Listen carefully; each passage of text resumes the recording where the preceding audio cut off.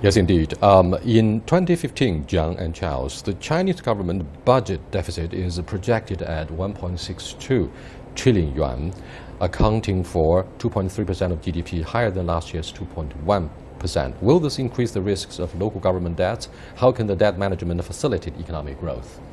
I think it depends what the budget deficit's used for. I think China should not copy the mistakes of Western so-called Keynesianism. It's not actually Keynes's policy, but that's a more complicated question, which is taking large amounts of budget deficit and using them on consumption.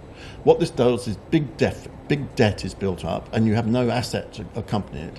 What China has to use the investment for, the budget deficit for, is investment in things.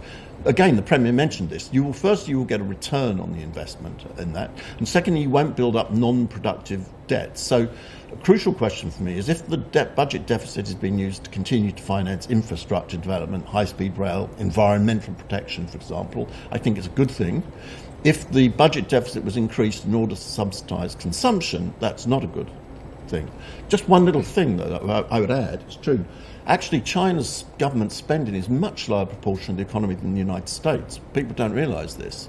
If you're going to have social security, and you are going to have education, and you are going to have health, you are going to have taxes in order to pay for it.